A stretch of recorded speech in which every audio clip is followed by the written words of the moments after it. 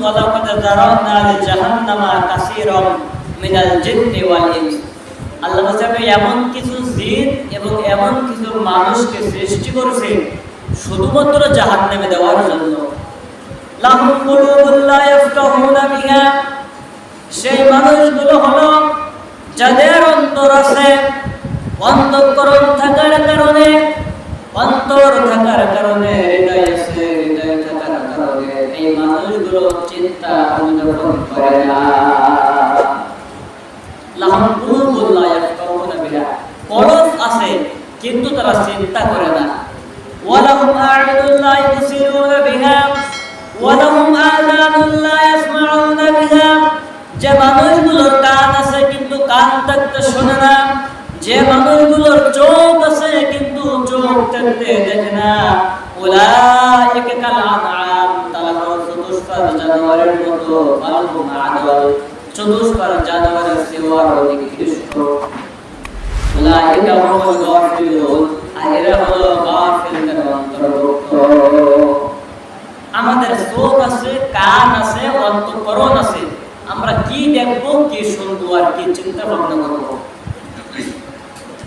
আল্লাহ রাব্বুল আলামিন আমাদের কেমনে সৃষ্টি করেছেন? রব্বুল আলামিন আমাদেরকে দুইটা হাত দিয়েছেন। হাসপাতালের দিকে তাকিয়ে দেখুন তো মুসলমান, অনেক মানুষের একটা হাত নাই, অনেক মানুষের দুইটা হাত নাই, আমাদের দুইটাই হাত দিয়েছেন। হাসপাতালের দিকে তাকিয়ে দেখেন তো মুসলমান, অনেক মানুষ অক্সিজেন দিয়ে বেঁচে আছেন।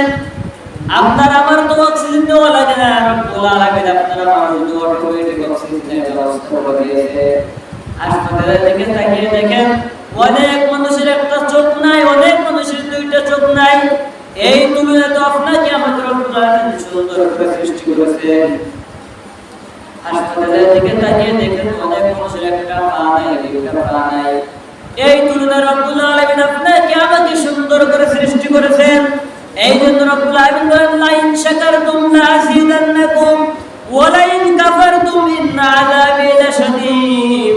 যে মানুষগুলো আমার নিয়ামত পাওয়ার পরে নিয়ামতের শুকরিয়া আদায় করবে, আমি রব্বুল আলামিন তার নিয়ামত আরো বৃদ্ধি করে দেব, আরো বাড়িয়ে দেব। আর যে মানুষগুলো আমার নিয়ামত পাওয়ার পরে আমার নিয়ামতের না শুকরিয়া করবে, আমার নিয়ামতের শুকরিয়া আদায় করবে না, ওই মানুষগুলোর কাছ থেকে আমি আমার নিয়ামতকে ছিনিয়ে নেব। ইন্না আযাবি লাশাদীদ, আর আমার আযাব অনেক ভয়াবহ। তাহলে আমাদেরকে চিন্তা করতে হবে, রব্বুল আলামিন অনেক মানুষ আছে, চোখ আছে, দেখে না। অনেক মানুষ আছে, ভালো মানুষ, নষ্ট ময়লা আবর্জনা কাপড় পরে রাস্তায় হাঁটে, আমরা তাদেরকে পাগল বলি।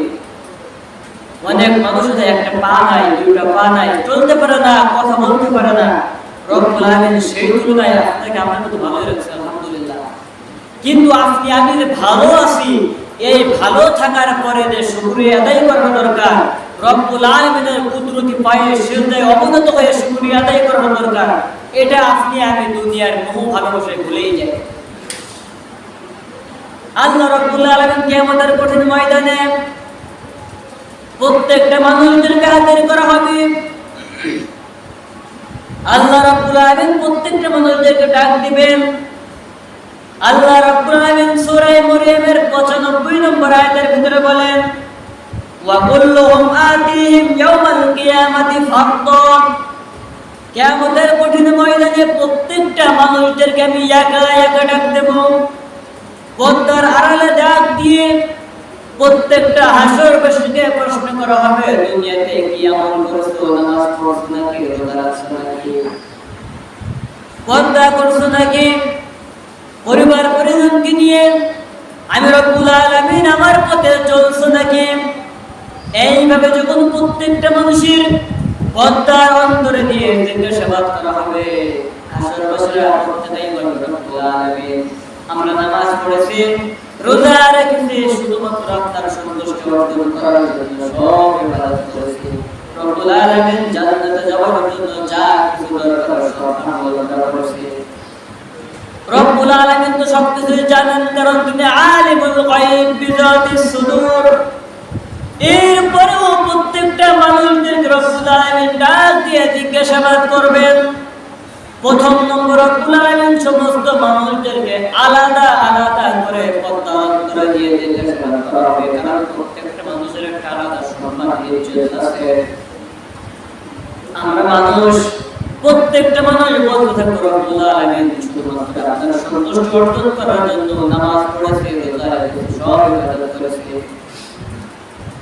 আল্লাহ রাব্বুল আলামিন প্রত্যেকের জিজ্ঞাসাবাদ করার পর দ্বিতীয়বার আবার প্রত্যেকের ডাক দেওয়া হবে।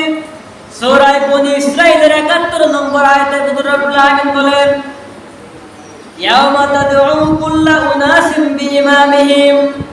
দ্বিতীয়বার যখন প্রত্যেকটা মানুষকে ডাকা হবে, দ্বিতীয়বার আর একা একা ডাকা হবে না, ইমামিহিম, প্রত্যেকটা মানুষকে তার নেতাকে সহ ডাক দেওয়া হবে। প্রত্যেকটা মানুষ যে পীরের অনুসরণ করে, যে আলেম ওলামার অনুসরণ করে, যে এমপি মন্ত্রীর অনুসরণ করে, প্রত্যেকটা মানুষকে এমন নেতার সঙ্গে ডাক দেওয়া হবে।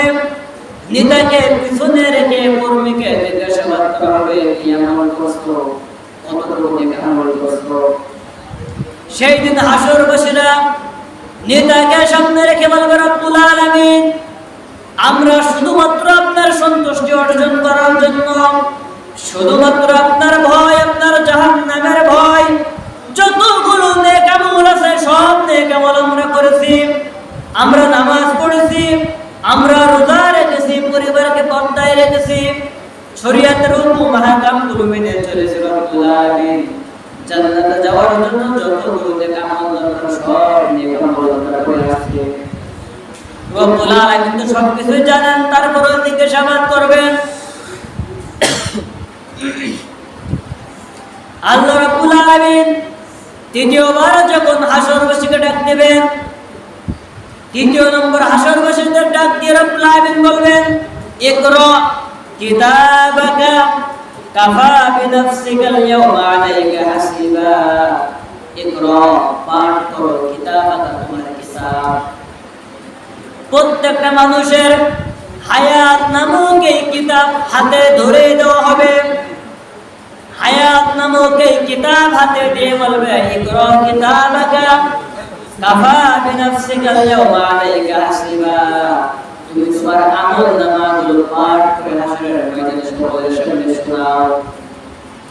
আপনি আমি মানুষ, আপনার আমার ইকরা কিতাবাকা কাফা বিনাফসিকাল ইয়াওমা আলাইকা হাসিবা, এই আমলনামাগুলো, ভালো ভালো যে আমলগুলো আছে, নামাজ যেগুলো আছে, আল্লাহর ভয়ে যে কাজগুলো আমরা করছি, এগুলো বেশি বেশি তেলাওয়াত করব। কিন্তু গুনাহ যেগুলো করেছি, আপনি আমি এত বেশি মূর্তিওয়ালা মানুষ, আপনি আমি গুনাহের কথাগুলো সেদিন গোপন করে ফেলবো। রব্বুল আলামিন ৩ নম্বরে যখন আমাদের আমলনামা আমাদের হাতে উঠে দিয়ে বলবেন, ইকরা কিতাবাকা কাফা বিনাফসিকাল ইয়াওমা আলাইকা হাসিবা। তোমরা প্রত্যেকেই প্রত্যেকের আমলনামাগুলো তেলাওয়াত করো, পাঠ করে শোনাও। ৩ নম্বর আদালতে আপনি আমি রব্বুল আলামিনের কথা শুনে গুনাহগুলো তেলাওয়াত না করে নেক আমলগুলো তেলাওয়াত করব। রব্বুল আলামিন বুঝে ফেলবেন, সঙ্গে সঙ্গে চতুর্থ আদালত বসে ফেলবেন রব্বুল আলামিন। এবার রব্বুল আলামিন বলবেন, কিরামান কাতিবিনা ইয়ালামুনা মা তাফআলুন, ইন্নাল আবরারা লাফি নাঈম ওয়া ইন্নাল ফুজ্জারা লাফি জাহিম।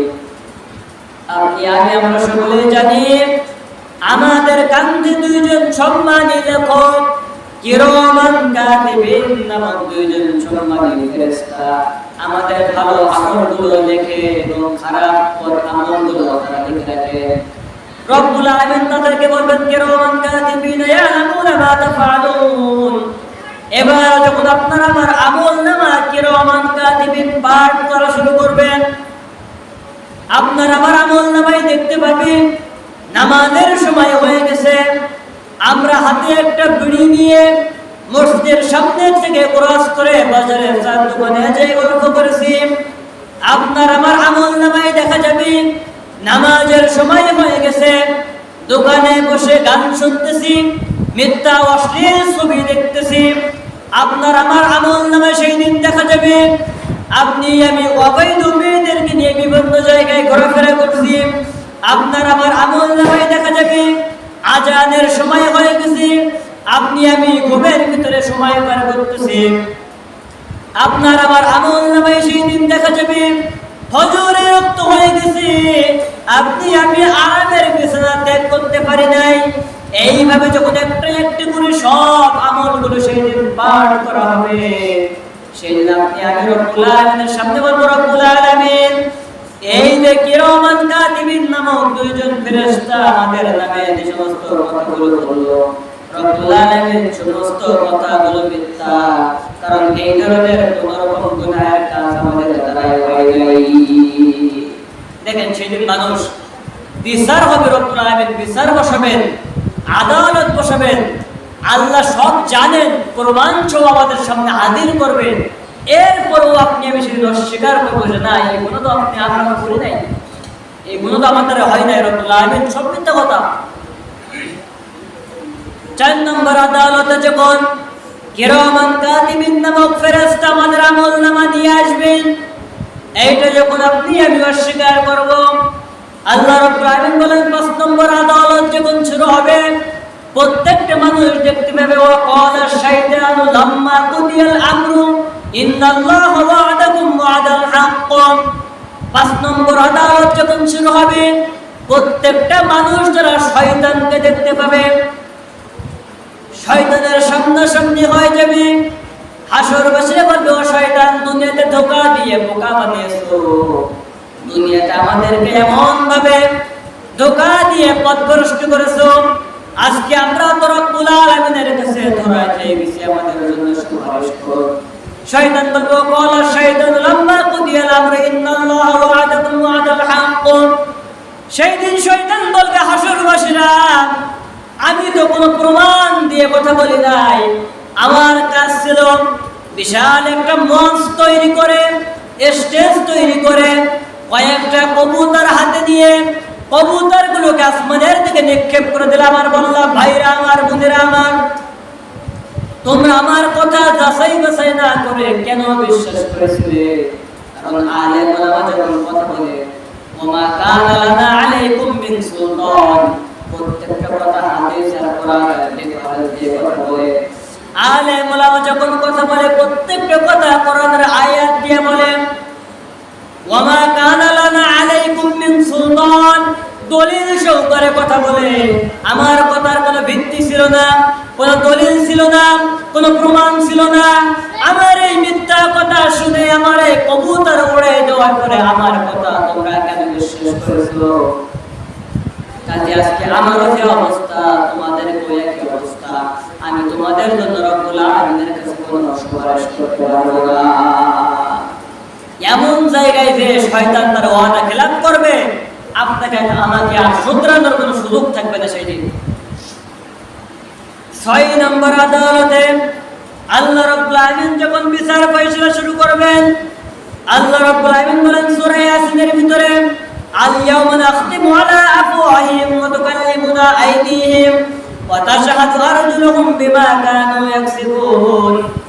সেই দিন হাসরবাসীদের সামনে সমস্ত হাসরবাসীদের জবান বন্ধ হয়ে যাবে, হাত কথা বলবে, তাদের পা কথা বলবে, অঙ্গ প্রত্যঙ্গ কথা বলবে।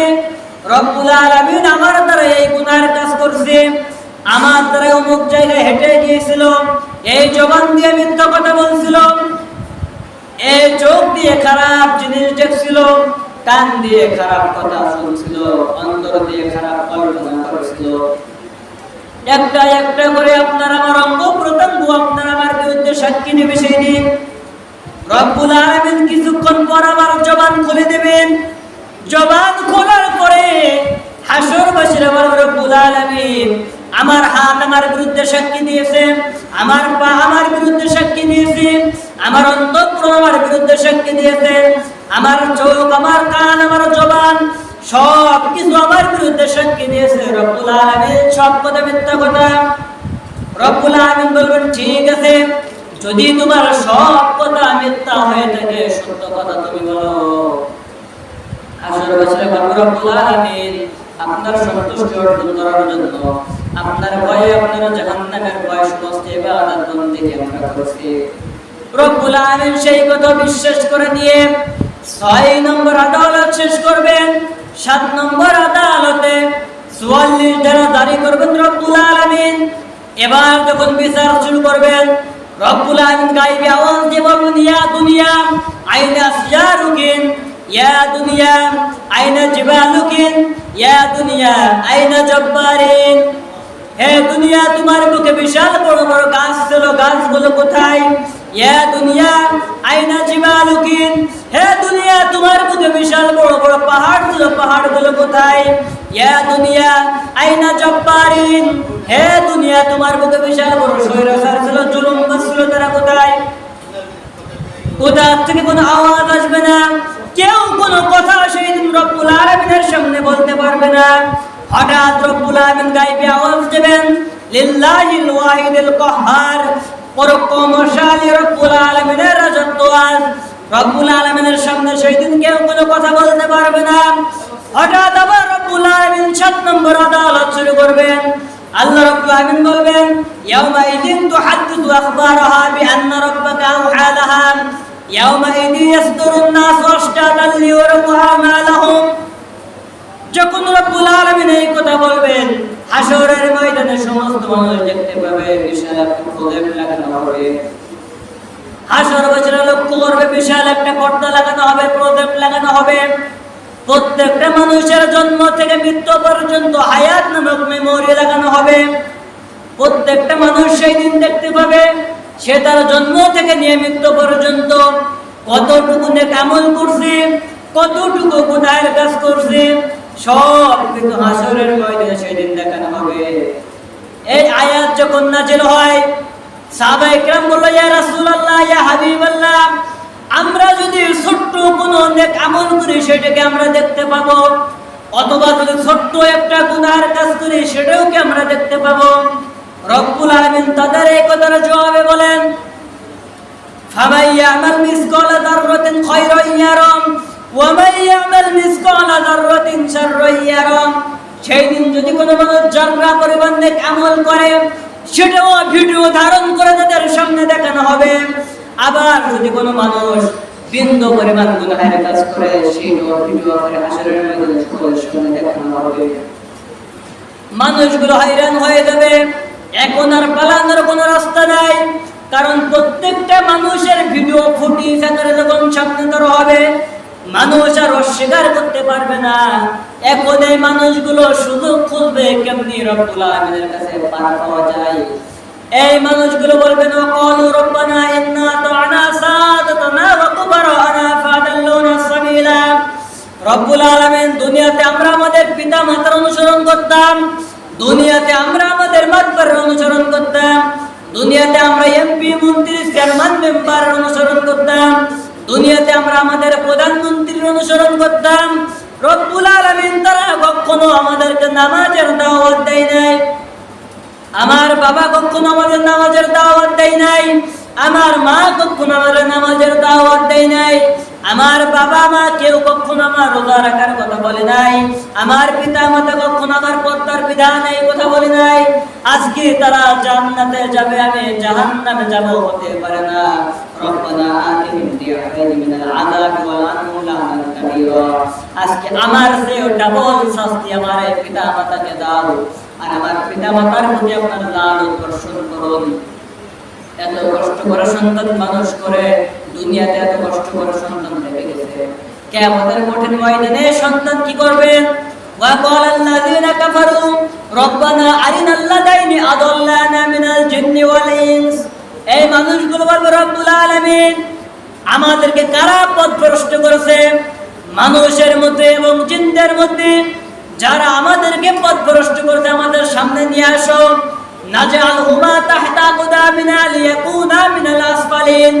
আজকে তাদেরকে পায়ের নিচে ফেলে পদদলিত করে জাহান্নামের মধ্যে নিক্ষেপ করা হবে। কোন একটা রিওয়ায়াতের ভিতরে আসছে, সেই দিন সন্তান পিতামাতার বুকের সাথে লাথি মেরে জাহান্নামের মধ্যে ফেলে দিয়ে তারপর সন্তানেরা পিতামাতার পিছনে পিছনে জাহান্নামে যাবে। হাশরের মধ্যে এক প্রকার পিতা ছোট্ট বাচ্চার মতো চিল্লাইয়া চিল্লাইয়া কান্না শুরু করবে। রব্বুল আলামিন বলো, জান্নাতি আজকে কেন কান্দো? জান্নাতি বলবে, রব্বুল আলামিন আজকে আমার সন্তানকে আমি দেখতে চাই, আমার ছেলেকে আমি দেখতে চাই, আমার মেয়েকে দেখতে চাই, আমার স্ত্রীকে দেখতে চাই। রব্বুল আলামিন ওই ব্যক্তির আরজকে মঞ্জুর করবেন, তার ছেলে মেয়ে এবং স্ত্রীকে সামনে নিয়ে আসা হবে। ওই ব্যক্তি লক্ষ্য করে দেখবে তার ছেলের গায়ে জাহান্নামের আগুনের পোশাক পরানো, মেয়েটার গায়ে জাহান্নামের আগুনের পোশাক পরানো, স্ত্রীর গায়ে জাহান্নামের আগুনের পোশাক পরানো। লোকটা ফুপাইয়া ফুপাইয়া কান্না করবে, রব্বুল আলামিন কেন আমার ছেলের গায়ে জাহান্নামের আগুনের পোশাক পরানো, মেয়েটার গায়ে জাহান্নামের আগুনের পোশাক পরানো, কেন আমার স্ত্রীর গায়ে জাহান্নামের আগুনের পোশাক পরানো? রব্বুল আলামিন বলবে, তোমার সেই সন্তান, যে সন্তানকে তুমি দুনিয়াতে রেখে আসছিলে, সুশিক্ষায় শিক্ষিত করতে পারো নাই, তুমি তোমার সন্তানকে ইলম শিক্ষা দিতে পারো নাই, তুমি তোমার সন্তানকে কোরআন শেখাইতে পারো নাই, হাদিস শেখাইতে পারো নাই। তুমি দুনিয়া থেকে চলে আসার পর এমন কোনো গুনাহ নাই যে গুনাহ তোমার সন্তান করে নাই। তোমার এই মেয়েটা এমন একটা মেয়েকে তুমি দুনিয়াতে রেখে আসছো, নামাজ পড়ে নাই, রোজা রাখে নাই, পর্দা করে নাই, এমন ভাবে রাস্তায় ঘোরাফেরা করছে। এই কারণে রব্বুল আলামিন আজকে হাসরের ময়দানে জাহান্নামের আগুনের পোশাক পরিয়ে রেখেছে। এই দিন কোন মানুষ সন্তানের কোনো উপকার আসবে না, পিতা সন্তানের কোনো উপকার আসবে না, স্ত্রীর কোনো উপকার আসবে না, স্বামী। রব্বুল আলামিন বলেন, ইয়াউমা ইয়াফিরুল মারউ মিন আখিহি ওয়া উম্মিহি ওয়া আবিহি ওয়া সাহিবাতিহি ওয়া বানিহি লিকুল্লি ইমরিইন মিনহুম ইয়াউমাইযিন শাআনুন ইউগনি। সেই দিন এক ভাই আরেক ভাইকে থেকে পালিয়ে চলে যাবে, সন্তান পিতামাতাকে থেকে পালিয়ে যাবে, পিতামাতা সন্তানকে থেকে পালিয়ে যাবে। ইয়াফিরুন শব্দের অর্থ হলো মানুষ যেমনি সাপ দেখে অথবা হিংস্র বাঘ দেখে পালিয়ে চলে যায়, হাসরের ময়দানে এক ভাই আরেক ভাইকে থেকে এমনি পালিয়ে চলে যাবে। সন্তানকে থেকে পিতামাতা পালিয়ে চলে যাবে, পিতামাতাও সন্তানকে থেকে পালিয়ে চলে যাবে। কিতাবের ভিতরে আসছে, একটা নেকির জন্য সন্তান তার মায়ের পায়ের পরে 40 বছরের মতো সিজদায় পড়ে থাকবে। 40 বছর অতিক্রম করার পর মা তার সন্তানের কপালে লাথি দিয়ে বলবে, হায় রে কপাল পোড়া, দুনিয়াতে আমি বিয়েই করে নাই, সন্তান নষ্ট কোথা থেকে। হাসরের ময়দানে সেই দিন আপনার আমার নেক আমল ছাড়া অন্য কোনো কিছুই আমাদের উপকারে আসবে না, কেউ আমাদের বাঁচাইতে পারবে না। একজন শুধুমাত্র আপনার আমার সুপারিশ করতে পারবে, আপনার আমার নবী, যিনি এখনো পর্যন্ত আপনার আমার জন্য মদিনার বুকে শুয়ে শুয়ে উম্মতি উম্মতি বলে কাঁদছে। সেই দিন শুধুমাত্র এই নবী আপনার আমার জন্য সুপারিশ করতে পারবে। কিন্তু আপনি আমি যদি সেই নবীর উম্মত না হতে পারি, তাহলে কিয়ামত দিনে আপনি আমি সেই রাসূলের সুপারিশ কিন্তু আপনার আমার কিসমতে আসবে না। আমরা যে আলোচনা শুনলাম, কিয়ামত দিন 7 স্টেপ রব্বুল আলামিন হাসরের ময়দানে বিচার ফয়সালা করবেন। আপনি চিন্তা করে দেখুন, প্রত্যেকটা জায়গায় আপনাকে আমাকে ধরা হবে সেই দিন, কোনো রকম মাফ হবে না সেই দিন। শুধুমাত্র নেক আমল যদি থাকে তাহলে রব্বুল আলামিন আপনাকে আমাকে মাফ করবেন, অন্যথায় আপনাকে আমাকে সেদিন ক্ষমা করা হবে না, মাফ করা হবে না। কাজেই আপনি আমি সর্ব অবস্থায় যখন যেইভাবেই থাকি, আল্লাহর আদেশ যখন চলে আসবে, হুকুম যখন চলে আসবে, আমরা সর্ব অবস্থায় রব্বুল আলামিনের হুকুমের সামনে মাথা নত করে দিয়ে আমরা রব্বুল আলামিনের আদেশ নিষেধগুলো মেনে আল্লাহ রাসূলের শেখানো পথ এবং মতের উপরে চলে বাকি জীবনটা রব্বুল আলামিন আমাদের অতিবাহিত করার তৌফিক দিন। আমরা সকলে বলছি আল্লাহুম্মা আমিন। ওয়া আখিরি দাওয়ানা আনিল হামদুলিল্লাহি রাব্বিল আলামিন। আসসালামু আলাইকুম ওয়া রাহমাতুল্লাহি ওয়া বারাকাতুহু।